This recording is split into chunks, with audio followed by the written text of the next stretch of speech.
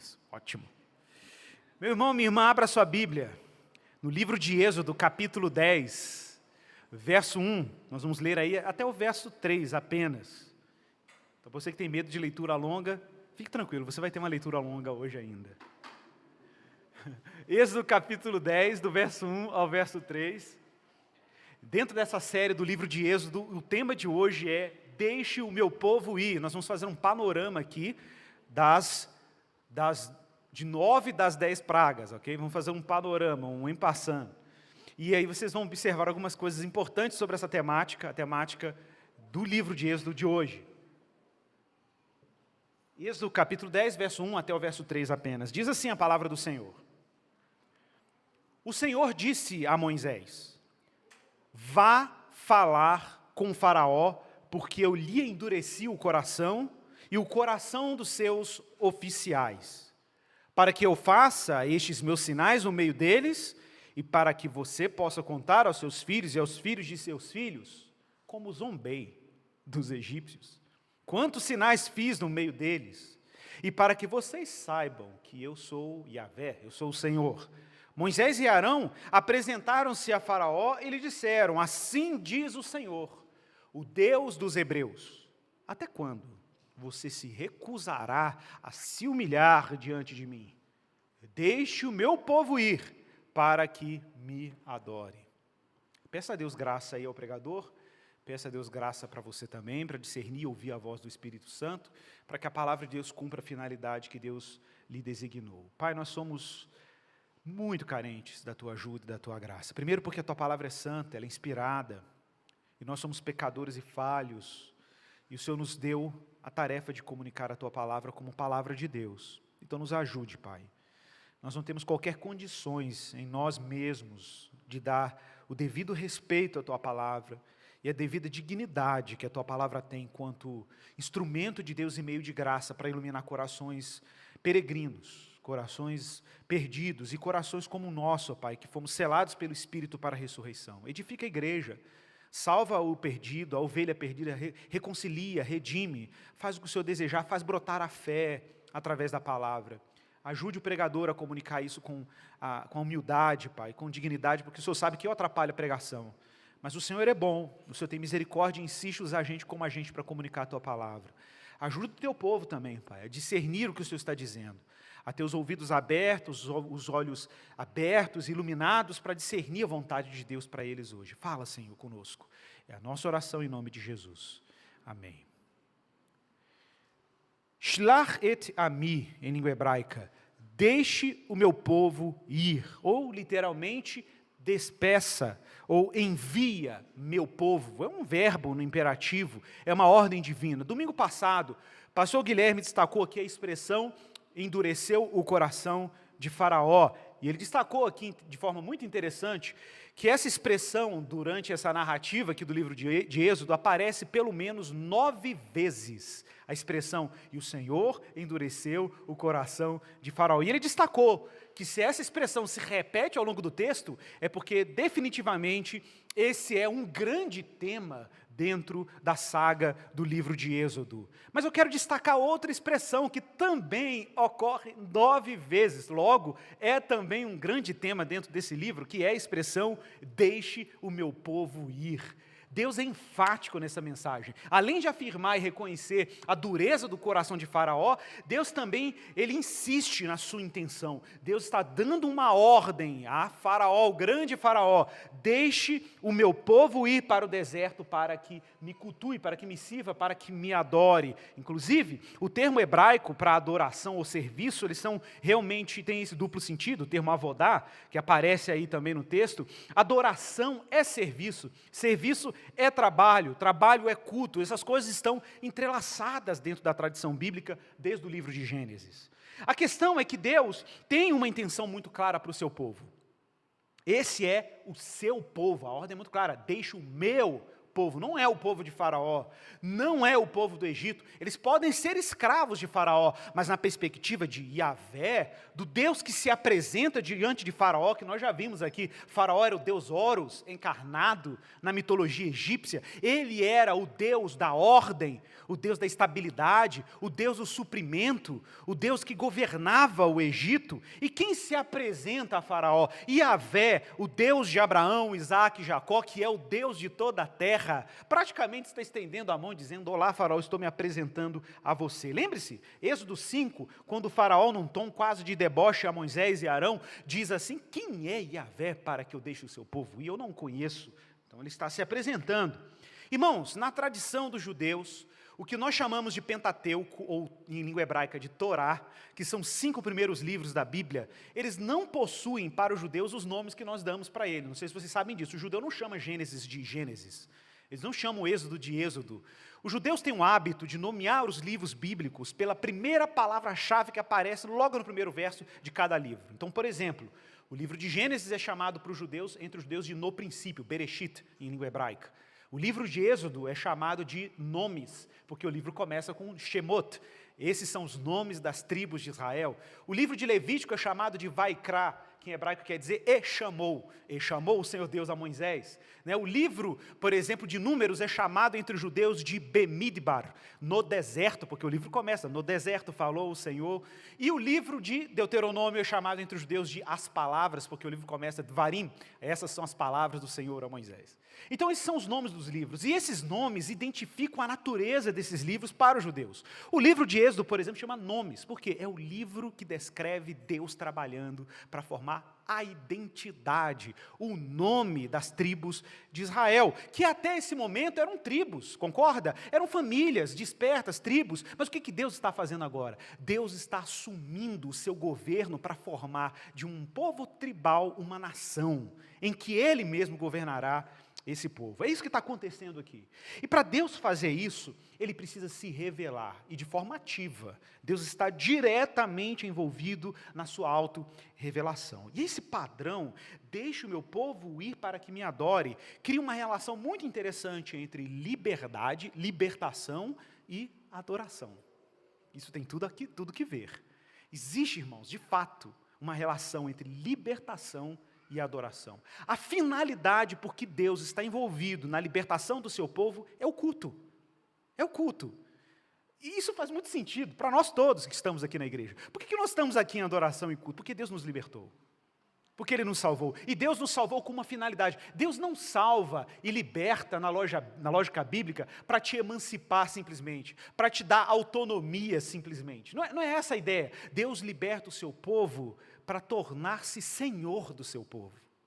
E para que o seu povo o adore e o reconheça. E Ele, claro, está envolvido com esse projeto por uma razão muito específica. Como já vimos em Êxodo 5, a pergunta de Faraó, quem é o Senhor, está sendo respondida. E Deus está fazendo isso por sinais e prodígios. Aí no capítulo 10, no verso 1 que nós acabamos de ler, o Senhor fala assim, eu endureci o coração de Faraó, o coração dos seus oficiais, para que eu faça estes meus sinais. Essa é uma palavra muito importante, os meus sinais no meio deles. Por que Deus está fazendo sinais? Porque Deus está ensinando ao Egito e aos israelitas quem Ele é. Deus está se revelando. Pois então, eu preciso que você agora mantenha sua Bíblia aberta, porque nós vamos navegar nas pragas só fazendo recortes de trechos importantes dentro dessas 10 pragas, porque a próxima pregação nossa agora vai ser voltada para a 10ª praga, então eu vou só explorar 9 com vocês, porque a 10ª está muito ligada ao evento pascal, a praga dos primogênitos, contra os primogênitos. Mas vamos lá. Lá em Êxodo 7, nós já pregamos isso aqui, falamos da praga em que Deus fere o Nilo, e a gente viu como o Nilo era parte do sistema econômico, religioso, tinha tudo que ver com o sistema de poder que estava ligado a Faraó, a sua tirania, a maneira como ele, enquanto representante de Horus, eu lembro que eu falei aqui da imagem do Faraó, que a gente encontra em gravuras egípcias, com o braço cruzado, inclusive eles eram mumificados assim, de um lado segurando um bastão, que era o cetro, símbolo do poder de Faraó, do outro lado um chicote de bater em trigo para tirar a casca, que era o símbolo da provisão. Então o Faraó era responsável pelo governo, a estabilidade política e pelo sustento e a provisão no Egito. Esses eram basicamente as características atribuídas à figura de Faraó. E nós estamos vendo em como Deus, em grande medida, Deus está trolando Faraó. Deus está zoando Faraó. Deus está colocando todo o sistema de governo e autoridade faraônica em instabilidade. Se o papel dele era governo e estabilidade, Deus está fazendo tudo o contrário. Deus está bagunçando o Egito. Deus está mostrando que Faraó é incompetente, que Horus não tem poder de manter a ordem. E vocês vão ver que até sequer de prover alimento para o seu povo. Gente, lembrando que essa ideia de Faraó como um gestor também do sustento e do alimento dentro do Egito, essa imagem de Horus como provedor, também está presente nos eventos anteriores, lá em Gênesis, de José no Egito, quando foi escolhido por Deus, no sonho de Faraó, para prover alimento para os egípcios, num cenário de evidente e eminente fome que tomaria conta do Egito. Pois bem, na praga lá do sangue, e eu quero chamar a atenção de vocês para isso, que essa sequência de eventos, que são as pragas, elas vêm como se fossem ondas, golpeando Faraó. Claro, no primeiro momento, esses golpes atingem o povo do Egito. Eles atingem a nação egípcia. Mas parece que a intensidade dessas ondas de juízo vão aumentando e Deus começa a atingir, inclusive, até a dimensão emocional de Faraó. E vocês vão ver isso. Deus quer desestabilizar Faraó. Essa é a ideia. Porque, de novo, não é Moisés batendo papo com Faraó, ok? Quem está diante de Faraó todas as vezes que Moisés e Arão vão lá é o próprio Deus, é o próprio Yahvé. É Deus e Yahvé indo no trono, diante do trono dele, na sala dele, dizendo, olha, eu estou dizendo, deixe o meu povo ir. 9 vezes, Deus, o Senhor, Yahvé, está dizendo, deixe o meu povo ir. Pois então, vem a praga do sangue, Deus golpeia o Nilo, nós vimos isso aqui, e vocês vão perceber que parece que as pragas saem do Nilo, na sequência, e ela começa a atingir outros níveis que eram importantes para a sociedade egípcia.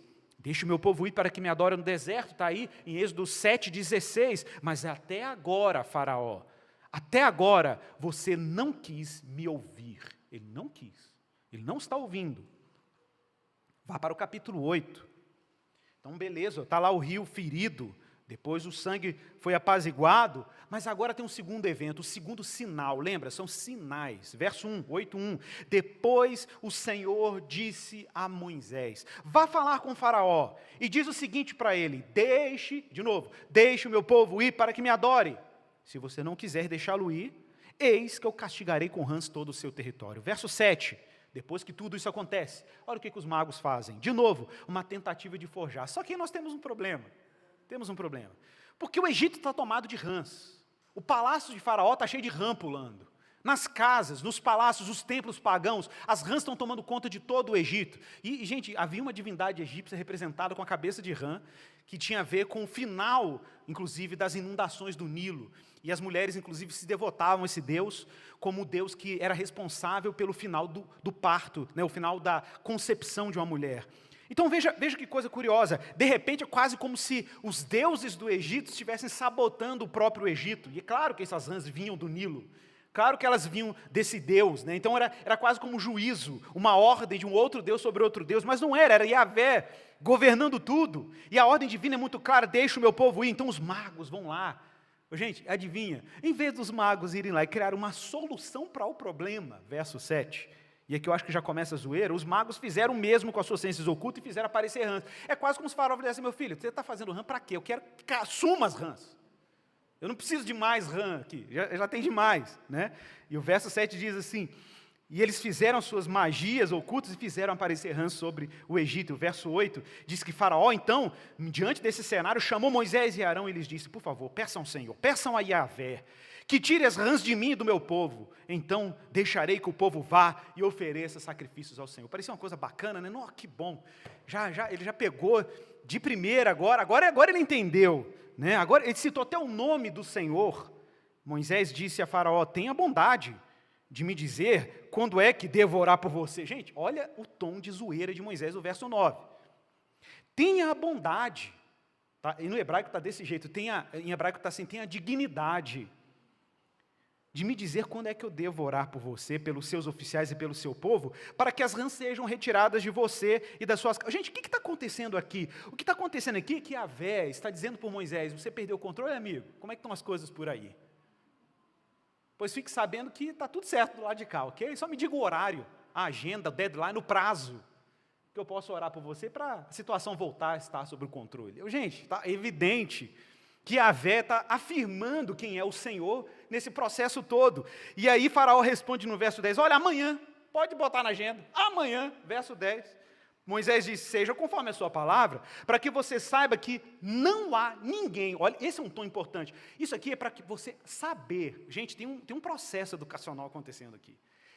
Faraó, isso aqui é para você saber, verso 10, que não há ninguém como Yahvé, nosso Deus. Verso 15, apesar de tudo isso, apesar da oração de Moisés, apesar da intercessão e das rãs foram desaparecendo, vendo, porém, Faraó que havia alívio, continuou de coração endurecido e não os ouviu como o Senhor tinha dito. Ele deu um golpe. Primeiro golpe de Faraó, né, gente? Primeiro golpe. Capítulo 8, verso 16, vem a próxima praga, terceira. O Senhor disse a Moisés, diga a Arão, e sem nenhuma conversa com Faraó. E, gente, essa é uma sequência padronizada, vocês podem observar nas pragas. Tem uma praga, Faraó, Moisés vai até Faraó, anuncia a praga, sai. A segunda praga não tem anúncio. Aí a próxima praga vem com anúncio, a próxima não tem anúncio. E é alternada, porque são ondas de juízo. O Senhor disse a Moisés, diga a Arão que estenda, verso 16, 8:16, estenda o seu bordão, bata no pó da terra, para que se transforme em piolhos. Gente, o rio Nilo se transforma em sangue, rãs que saem do Nilo, ok? Rãs que saem do Nilo, agora o negócio é na terra. Deus começa a atingir a terra. E aí fala, bate o cajado na terra, no pó da terra, para que se transforme em piolhos por toda a terra do Egito. Verso 18. E lá vão os magos tentarem de novo. Verso 18 diz que os magos fizeram o mesmo com as suas ciências ocultas. Irmãos, eu falei sobre isso aqui. A gente precisa relembrar que o Egito não é simplesmente um ambiente onde você tem poder político. Você tinha uma cultura que respirava magia, mesmo. Se você estuda um pouco de egiptologia, tem muitos livros sobre egiptologia, gente, existem manuscritos preservados, textos egípcios preservados, traduções para o inglês e para o português, de manuais e manuais de magia. Magia egípcia. Isso aqui não era simplesmente assim, era um espiritismozinho ali, uma manipulação, uma mandinga. Não, gente, isso aqui era uma instituição no mundo egito. Eles respiravam, eles inclusive usavam a magia como uma forma de exercer controle e poder sobre a realidade. Porque é isso que está por trás da bruxaria, é isso que está por trás da feitiçaria, é isso que está por trás de muitas práticas ocultistas, é uma tentativa de controle por uma via oculta, não pela via científica, mas por uma via oculta, que é uma tentativa de controle. É uma tentativa de manter, de exercer poder sobre o mundo. E o que Deus está fazendo? Deus está sabotando todas as instituições do Egito, todas. Todas. E é um processo crescente de sabotagem dessa cultura. E aí, os magos tentaram, com as suas ciências ocultas, verso 18, produzirem piolhos, mas dessa vez deu ruim, não deu. Não conseguiram produzir. Mesmo assim, havia piolhos nos animais, nas pessoas, a coceira era infernal. E no verso 19 diz que os magos se convenceram que alguma coisa estava acontecendo, que não era aquilo que Moisés estava fazendo, não era a ciência. Aquilo ali não era magia, aquilo não era simplesmente uma combinação de ingredientes para aquilo produzir. Não, tinha uma outra força por trás disso. Olha o verso 19, então os magos disseram a Faraó, isso é dedo de Deus. É interessante porque em língua hebraica, um artigo, um substantivo, ele fica no definitivo, você tem um artigo definido. Mas quando você quer colocar uma palavra no indefinido, você não tem um artigo indefinido. Você tira o artigo definido e já se subentende que ele é indefinido.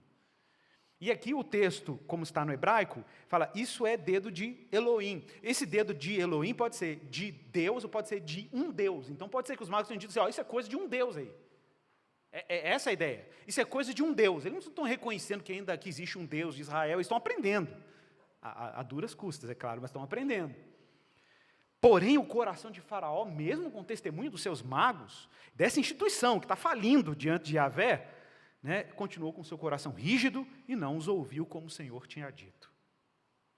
Vamos para a praga número 4, ainda no capítulo 8, verso 20. Então o Senhor disse a Moisés: faz o seguinte, agora é com o anúncio de novo, voltou o anúncio: levante-se de manhã cedo, apresente-se a Faraó, e eis que ele sairá às águas, claro, do Nilo, e diga-lhe assim: assim diz o Senhor. De novo, olha o recado: deixe o meu povo ir para que me adore. Observe a insistência, são 9 ocorrências dessa expressão. Verso 21. Se você não deixar o meu povo ir para me adorar, eis que eu enviarei um enxame de moscas sobre você, sobre os seus oficiais, o seu povo e nas suas casas. As casas dos egípcios se encherão desses enxames, e também a terra em que eles estiverem.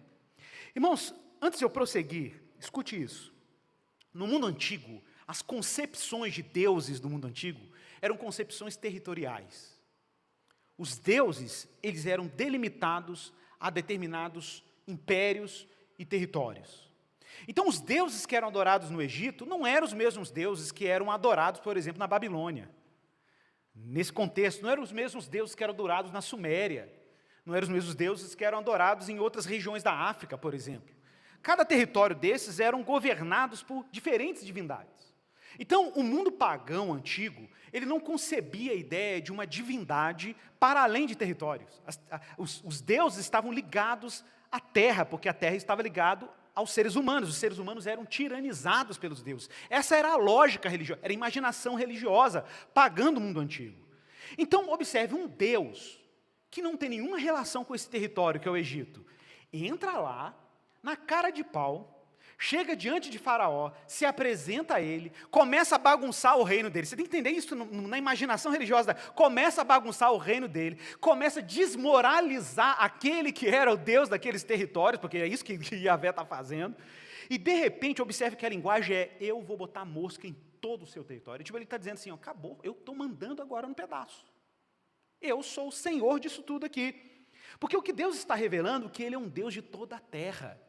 O nosso Deus não é um Deus contido por territórios que Ele mesmo criou, Ele é supraterritorial.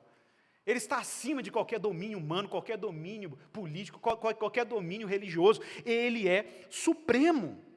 Então, observe, apesar de tudo isso, agora Deus está deixando mais claro, ensinando para Faraó, como que Ele está dando destaque para o seu próprio povo. Olha aí o que interessante que acontece no verso 22. Naquele dia, eu, o Senhor, separarei a terra de Gósen. O que é a terra de Gósen? Para quem acompanha aí desde o José do Egito, a nossa saga aí com os patriarcas aqui na igreja, que já rolou antes da pandemia, a gente falava sobre a terra de Gósen, que é uma terra, um território no delta do Nilo, que é muito fértil, que foi reservado aos israelitas por causa de todo o benefício que José trouxe ao Egito naquela época. É a terra dos israelitas. O que Deus está dizendo? Até aqui, todas as pragas, pessoal, atingia todo mundo, inclusive os israelitas provavelmente sofriam com essas pragas. Mas a partir daqui, vocês vão observar que Deus agora começa a destacar o seu povo em relação aos egípcios. O pau quebra em todo o Egito, menos em Israel, menos na terra de Gósen, porque Deus está querendo dar um recado para Faraó. Olha aí, naquele dia separarei a terra de Gósen, onde mora o meu povo, para que nela não haja enxames de moscas. E você saiba que eu sou o Senhor, olha a expressão, eu sou Yahvé no meio dessa terra, eu estou aqui. É isso que Deus está dizendo. Lembra dessa expressão? Quando Deus falou para Moisés: eu descerei para salvar o meu povo. Então Deus está dizendo: eu estou nesses territórios. Verso 23, farei distinção, separação, diferença entre o meu povo e o seu povo. Amanhã, com horário marcado, darei este sinal. Gente, mosca no Oriente Médio é a coisa mais comum. Se você for no Egito, eu estive lá, é a coisa que mais tem mosca. Você anda no deserto, é uma coisa impressionante. No deserto tem muita mosca, muita mesmo. A gente entrava no ônibus, ficava um monte de mosca dentro do ônibus, assim, era terrível. Mas, gente, o negócio aqui não era uma mosquinha, não, era um enxame absurdo. E não era só um enxame, era um enxame absurdo com horário marcado. Verso 25 diz que Faraó chamou Moisés, depois de tanta perturbação, porque o que não faltava era mosca. E ele diz: vão e ofereçam sacrifícios ao seu Deus, mas sem sair dessa terra. Olha o condicional dele. Vai lá, pode fazer, mas não saem daqui, não, faz aqui dentro. Claro, Moisés vai dizer que não pode fazer lá. Isso aqui era uma pegadinha. Porque se o povo fizesse sacrifício em território egípcio, os egípcios iam achar aquilo uma profanação e ia apedrejar o povo, ia matar o povo, porque eles não podiam fazer isso. E ele dá esse argumento aí entre o verso 26 em diante. E no verso 28, Faraó disse, tá, eu os deixarei ir para que ofereçam sacrifícios ao Senhor, seu Deus, no deserto. Só que vocês não devem ir muito longe. Está entendendo, né? Vai, mas sob a minha supervisão, não vai muito longe, não. E aí o cara ainda dá um lapso, que quase que ele vira crente no verso 28. E orem por mim. Aproveita, faz aí uma oração por mim, para Deus me abençoar. Picareta esse Faraó, né, gente? Orem por mim. Verso 30, então Moisés saiu da presença de Faraó e orou ao Senhor. E o Senhor fez conforme a palavra de Moisés, e os enxames de moscas se afastaram de Faraó, dos seus oficiais, do seu povo, e não ficou uma só mosca. Mas ainda dessa vez, Faraó continuou com seu coração endurecido e não deixou o povo ir. Tá? Capítulo 9, verso 1 aí em diante, vamos caminhar. Quinta praga. Ok, lembre-se, ele é o governante e ele é o provedor. É a imagem de Faraó diante do povo egípcio. Então Deus agora começa a atacar os alimentos. Atacou o Nilo, atacou o povo e agora começa a atacar os animais. Verso 1, o Senhor disse a Moisés, vai lá de novo para Faraó e diz assim, assim diz Yahvé, o Deus dos hebreus, deixe meu povo ir para que me adore, porque se você recusar em deixá-los ir, e ainda por força, ou seja, pelo exercício do seu poder político, é isso que ele está dizendo, pela sua autoridade faraônica, você quiser detê-los. Agora não é o dedo não, como diz os magos, isso é coisa do dedo de Elohim, não.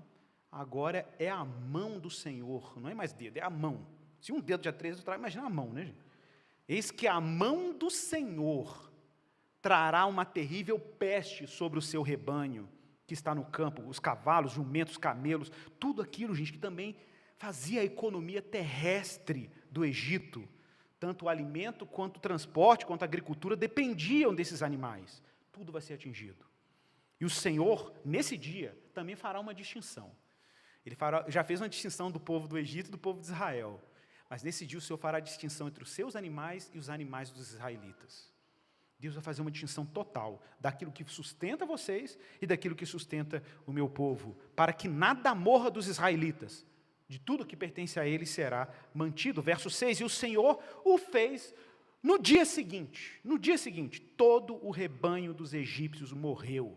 Porém, o rebanho dos israelitas não morreu um único animal. Gente, esse recado foi dado e foi cumprido no dia seguinte. Faraó, é curioso, porque o Faraó resiste, mas ele está falando, deixa eu ver se esse negócio não foi um blefe. Ele manda os oficiais dele lá na terra de Gósen para ver se os bichos dos israelitas estavam de pé, porque do Egito morreu todos. E aí ele vai e manda e fala assim, não, vai lá e vê o que está rolando lá, se aconteceu isso mesmo. Aí o verso 7. Faraó mandou verificar. Vai lá, checa lá para ver se isso é verdade. E eis que do rebanho de Israel não havia morrido nenhum sequer.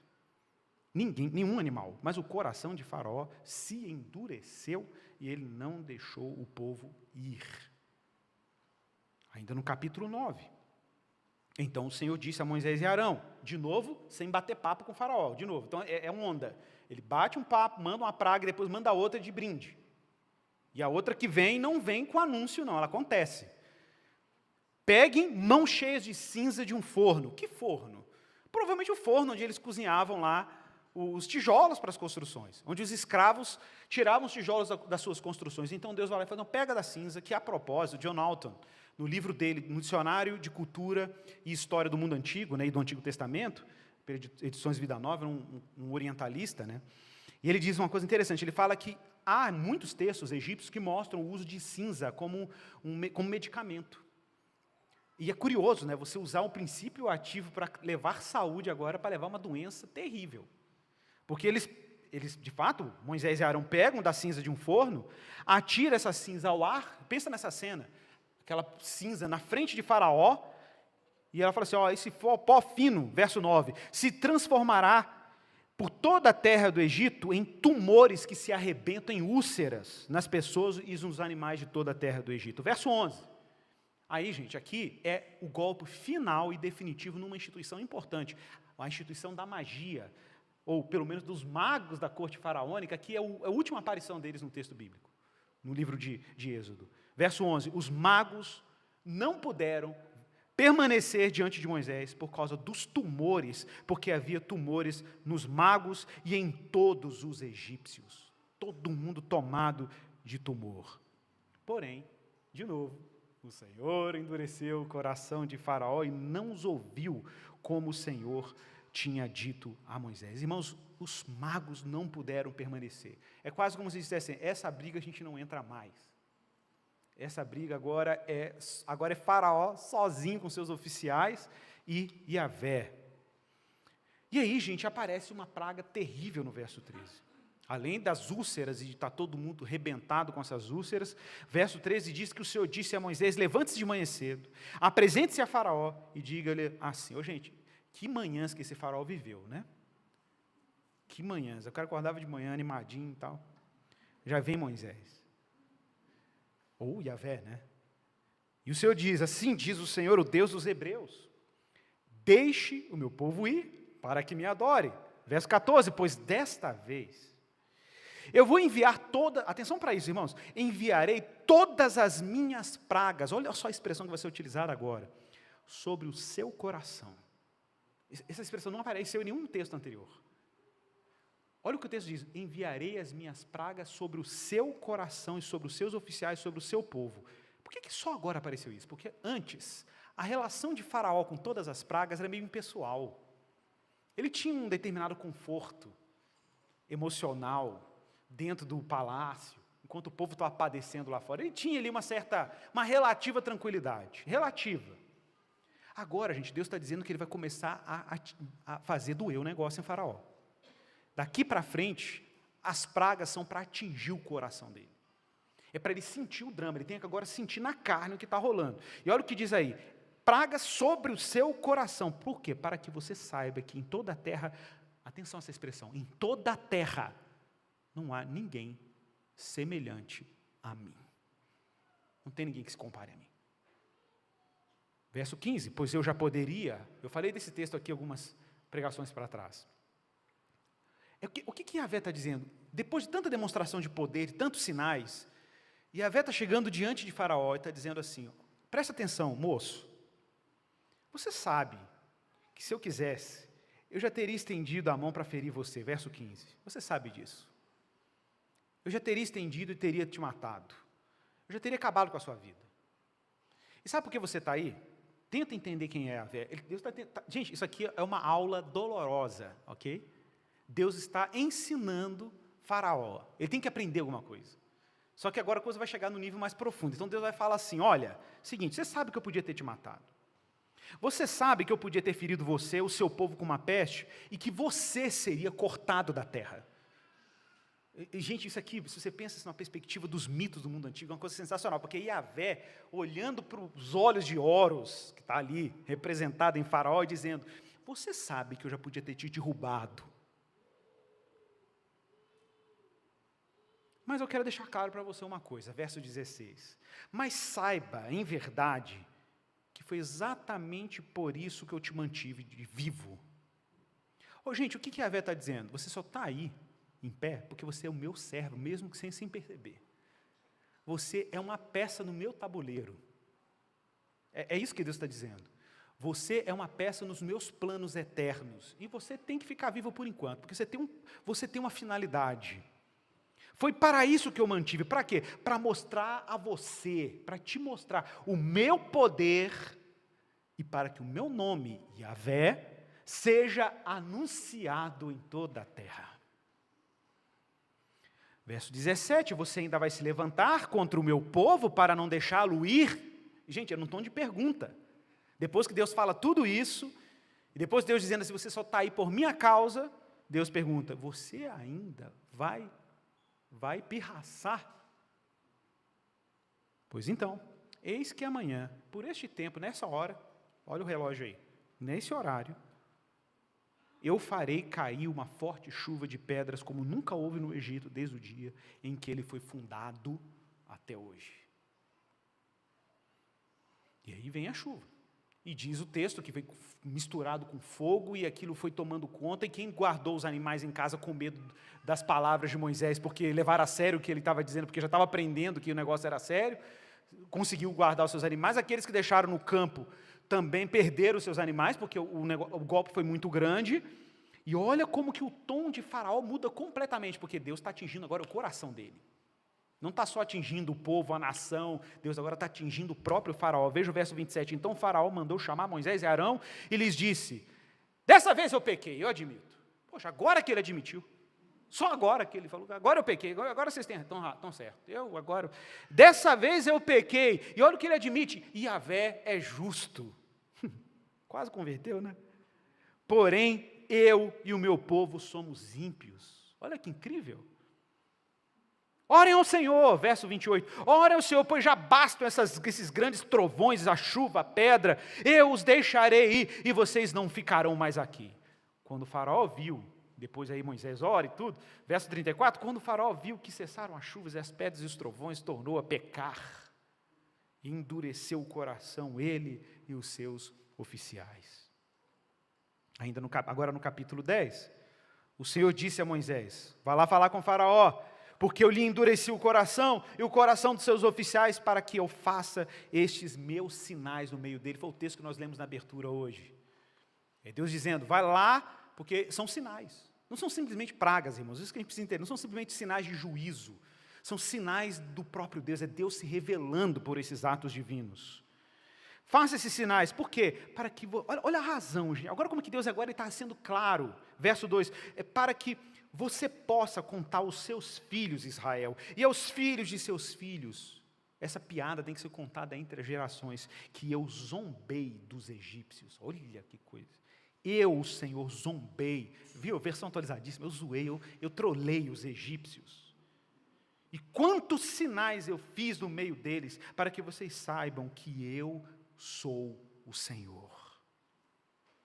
Moisés e Arão então se apresentaram a Faraó, e lhe disseram, verso 3, assim diz o Senhor: até quando você se recusará a humilhar-se diante de mim? Enquanto você vai continuar com essa servidura e não se humilhar?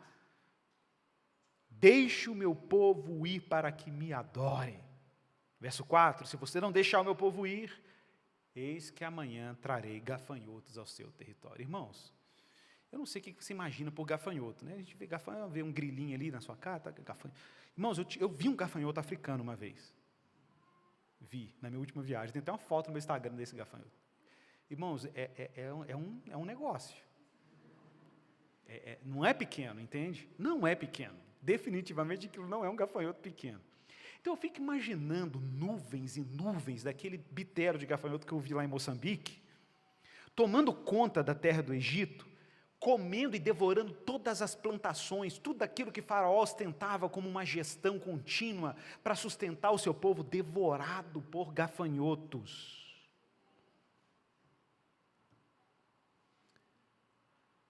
E aí os oficiais, porque lembra, os magos já não estão mais presentes na história, eles sumiram daqui, não tem mais magia aqui, a magia não dá conta mais disso aqui. Isso aqui virou um problema de política pública, de administração pública. Os oficiais de Faraó, os seus ministros, aparecem diante dele no verso 7 e diz assim: até quando esse homem será um perigo para nós? Verso 7, deixe essa gente ir para que adorem ao Senhor e o Deus deles. Será que o rei ainda não sabe que o Egito está arruinado? Você não está enxergando, Faraó? O Senhor não está enxergando, está tudo caindo aos pedaços. Então Faraó, no verso 16, depois de toda essa praga, Faraó se apressou. Gente, é a primeira vez que isso aparece. Agora ele está abalado. Eu acho que agora ele sentiu o negócio. Vocês estão entendendo? Porque o objetivo agora é fazer Faraó sentir. Não bastava ele testemunhar, agora ele tem que sentir nele. E o nível de juízo está chegando cada vez mais perto do próprio Faraó. Ele se apressa, eu imagino ele completamente desorientado, chama Moisés e Arão, porque finalmente os seus ministros estão dizendo: o negócio está feio, Senhor. E olha o tom dele: pequei contra o Senhor, seu Deus, e contra vocês. Eita, lá vem de novo. Agora peço que me perdoem o pecado, ainda esta vez, e que orem ao Senhor, seu Deus, para que tire de mim esta praga mortal. O Senhor, porém, endureceu o coração de Faraó, e este não deixou ir os filhos de Israel. Então, verso 21, O Senhor disse a Moisés: estenda a mão para o céu, porque agora virão trevas sobre a terra do Egito. Os estudiosos são quase unânimes em reconhecer que o que é dito aqui chamado de trevas é provavelmente uma grande tempestade de areia, que era comum, mas não com hora marcada. Ok? E talvez não com essa intensidade. Mas era comum até hoje, aquela região norte da África é Saara. Então você imagina, gente, quem já viu vídeo, depois vai na internet e veja vídeo de tempestades de areia no Oriente Médio. Tá? O céu fica vermelho, igual sangue, e dependendo da intensidade, escurece absurdamente. Você tem que parar e esperar, porque não tem como você se deslocar com aquilo, fora a respiração, né? É um negócio terrível. Então o Senhor disse a Moisés: estenda a mão sobre o céu e virão trevas sobre a terra do Egito, trevas que se possam apalpar. Verso 23, os egípcios não podiam nem sequer ver uns aos outros, e ninguém se levantou do seu lugar durante 3 dias. Porém, todos os filhos de Israel, lá na terra de Gósen, sabe o que acontecia lá? Olha lá, eles tinham claridade nas suas casas. Olha como que Deus preservou o seu povo, né? Eles tinham claridade, porque era um testemunho. Era um testemunho. Isso aqui não foi um evento qualquer de tempestade de areia que é tão comum na nossa região. Observe, aqui é tempestade de areia e ali tem um lugar que eu preservo, porque é o meu povo. Então o faraó chamou Moisés e disse: tá bom, vão lá, vão e adorem o Senhor. Fique somente os seus rebanhos, o seu gado, as crianças podem ir com vocês. Olha só a jogada de faraó, gente, não é possível. Ele está dizendo assim: podem ir, pode todo mundo, mas aqui, deixa o gado aqui com a gente. Porque assim, ele está prevendo que esse povo vai fugir, que esse povo vai sair do Egito. Então ele garante, vocês podem ir, mas deixa os animais aqui com a gente, né, como uma garantia. Ou seja, vocês vão e morrem no deserto de fome, né? E Moisés, em nome do Senhor, responde num tom muito objetivo, no verso 25, que de novo aqui tem um tom muito irônico. Ele diz assim: olha, esse trato aí não vai valer, não. Por quê? Porque, olha o verso 25, então você teria que dar os seus animais para a gente, porque como é que a gente vai para um deserto adorar o Senhor, fazer sacrifício sem os bichos? Você então vai ter que tirar aí do seu rebanho e nos dar. Aí, olha o tom. Porque queremos oferecer holocaustos ao Senhor. Por isso, verso 26, os nossos rebanhos irão conosco. Nenhum casco de animal ficará para trás, porque temos de escolher alguns para oferecer em sacrifícios ao Senhor nosso Deus. E enquanto não chegarmos lá, não saberemos com que animais teremos de adorar o Senhor. O Senhor, porém, endureceu o coração de Faraó mais uma vez, e esse não quis deixá-los ir. Faraó disse a Moisés, aqui, gente, já está completamente abalado, emocionalmente instável. Eu brincava de manhã que ele devia ter transtorno de personalidade, porque ele ficava oscilando entre arrependimento e dureza. Né? E aqui no verso 29, ele falou assim: olha, eu não quero mais saber de você aqui na minha corte. Verso 28, saia da minha presença e tenha cuidado para nunca mais você aparecer aqui, porque no dia em que você tornar a ver o meu rosto, eu vou te matar, você será morto. Isso foi um profético. Verso 29, é a penúltima praga, gente. Olha o verso 29, Moisés respondeu: como queira, você nunca mais tornará a ver o meu rosto. Você entendeu o spoiler, né? O spoiler do próximo episódio. Nunca mais você verá o meu rosto de fato. Irmãos, caminhando para o final dessa mensagem, está claro que Deus, quando se movimenta em direção ao homem para salvá-lo, e eu quero deixar isso bem claro, que Deus está ativamente envolvido na sua autorrevelação. Deus está se fazendo conhecido. Eu quero deixar isso claro. No cristianismo e na fé cristã, conhecer a Deus não é uma conquista. Muita gente acha isso, conhecer a Deus é uma conquista intelectual. Eu vou ler todos os livros que o Labri recomenda, e o IB, e vou conhecer a Deus. Depende. Porque você precisa entender que o conhecimento de Deus é, acima de tudo, uma graça, não é uma conquista.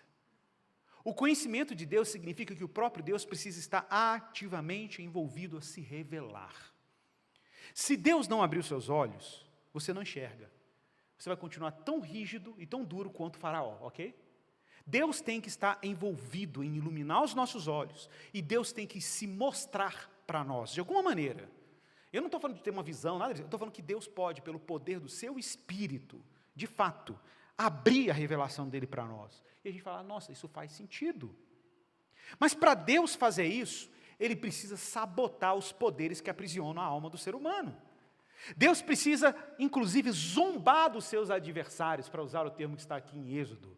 Deus precisa dar o golpe no nosso adversário e, com o seu dedo e sua mão poderosa, agir contra os ídolos que tentam nos aprisionar. Irmãos, o poder pelo controle, e eu quero chamar a atenção de vocês para isso, porque a disputa pelo seu coração e pela sua vida não se dá apenas no campo político. A disputa pela sua vida não seja tão ingênuo de achar que são as políticas públicas governamentais que controlam. Irmãos, existem níveis muito mais sutis de controle cultural, emocional, que você pode imaginar. Numa cultura que o nosso comportamento, inclusive, é regulado sem a nossa consciência por algoritmos das redes sociais, você pode ficar tranquilo que eu estou te falando aqui. O seu humor é mais afetado pelo que você consome na internet do que você imagina. Do que você imagina. E eu não sou eu que estou falando isso aqui. Especialistas estão dizendo isso aí há anos. Então observe, sistemas de controle e de poder estão por aí na nossa sociedade. E Deus, o que Deus está dizendo em tudo isso? Deus está dizendo, deixe o meu povo ir, para que me adore. Teve gente que para chegar no culto hoje, para adorar o Senhor, Deus teve que dizer isso. Em algum nível que a gente não tem consciência. Ele teve que basicamente dizer, deixa minha irmã ir, deixa o meu filho ir, deixa a minha filha ir para que me adore, porque a disputa pelo nosso coração é contínua. As justificativas para a gente não adorar a Deus são inumeráveis, mas Deus está dando um decreto, e Ele está envolvido com a nossa libertação. O que de Deus foi conhecido nessa série de pragas? Que não há ninguém como o Senhor. Eu digo amém, não sei você. Não há ninguém como o Senhor. Que o que Ele faz é dedo dEle, não é fruto de artefato, de artifício religioso, de magia, é Deus que ativamente faz o que Ele tem que fazer. Não é o seu sacrifício na fogueira de Israel que vai te dar condições de ser mais feliz, mais pleno e ter dinheiro para consumir mais. Não, gente, Deus opera num outro patamar. Para começar, você tem que aprender a desejar a vontade dEle e desistir da sua. Porque não há ninguém como o Senhor. E nós somos um povo distinto, como Ele se tornou esse povo distinto na terra de Gósen. Para quê? Para que o nome dEle fosse anunciado entre as nações. Então, meu irmão, não é segundo a nossa agenda, ou a agenda de quem está no poder, ou a agenda de Faraó, é segundo a agenda de Deus. Amanhã de manhã, pode anotar, eu vou fazer isso, aquilo, porque eu tenho o poder. O Senhor é justo. Não foi assim que o Faraó mesmo declarou? Olha como ele estava conhecendo a Deus de alguma maneira. O Senhor, Yahvé, é justo. Diferente de Faraó, claro. E ele zombou dos egípcios, enquanto tudo estava em trevas. Irmãos, enquanto este mundo está em trevas, existe um povo iluminado pela graça de Deus, mesmo no mundo cercado de opressora escuridão. E esse encontro de Yahvé com um poder faraônico me lembra muito o encontro de Yahvé por meio de Jesus com o poder de Roma, já no Novo Testamento. Em João capítulo 19, verso 9, Jesus de Nazaré, depois de ser aprisionado, depois de ter sido traído, depois de ter sido açoitado, torturado, colocaram a coroa de espinhos, e Jesus chega com suas cadeias diante de Pilatos, e o povo grita, crucifica-o, crucifica-o, e Pilatos, num dilema, se crucificava ele ou não, pega Jesus, leva ele para uma sala privada no seu palácio, e pergunta para ele, João 19:9, de onde você é? Ok? De onde você é? E quem viu o filme aí do Mel Gibson, né, eu acho a dramatização do filme Paixão de Cristo sensacional nesse momento, porque Jesus chega todo machucado, lenhado, espancado, e de cabeça baixa, com as mãos para frente, presos em grilhões, e ele não olha para Pilatos em nenhum momento, e Pilatos questionando a ele, e Jesus não responde, então Pilatos o advertiu, você não me responde? Você não sabe que eu tenho poder? Olha, essa é a palavra que diante de Yahvé, se você disser, você vai ter problema. Você não sabe que eu tenho poder, autoridade, tanto para soltar você como para te crucificar? E no filme do Gibson é sensacional, porque é o único momento que Jesus levanta o rosto, olha para dentro do olho de Pilatos, e aquele momento eu não sei se ali já era Jesus homem, ou era Deus, ou era tudo ao mesmo tempo, E ele diz assim: o Senhor não teria nenhuma autoridade sobre mim se de cima não lhe fosse dada. E ele volta e reclina a cabeça. Já deu o recado. Irmãos, eu quero encerrar essa mensagem com um trecho de Paulo, em Efésios 1. Porque o que está envolvido aqui na nossa salvação é que Deus está sendo coroado como rei de novo. Nós vimos isso na série do profeta Isaías, que Deus está sabotando todas as ideologias de autocracia, de poder, e sabotando toda a expectativa de Israel de ter uma monarquia humana, para ele se afirmar como o soberano, Senhor sobre todas as coisas. E por isso esse evangelho é chamado Evangelho do Reino, porque ele implica no coroamento, na exaltação soberana de Deus em Jesus, quando ele aparece ressuscitado aos discípulos, dizendo: todo poder me foi dado nos céus e na terra.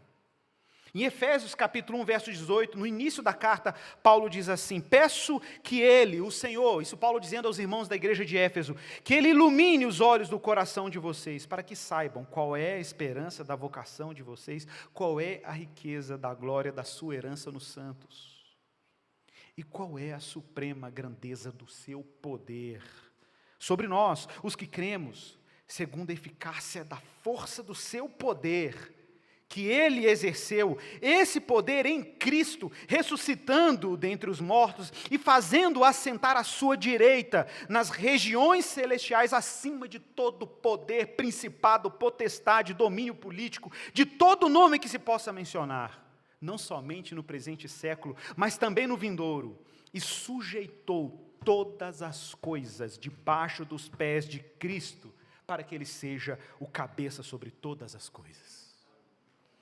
Irmãos, nós temos um Senhor, e a sua salvação, a sua redenção, e o seu chamamento para fazer parte desse reino, é um chamamento em que o próprio Deus está, enquanto soberano, dizendo: deixe o meu povo ir para que me adore.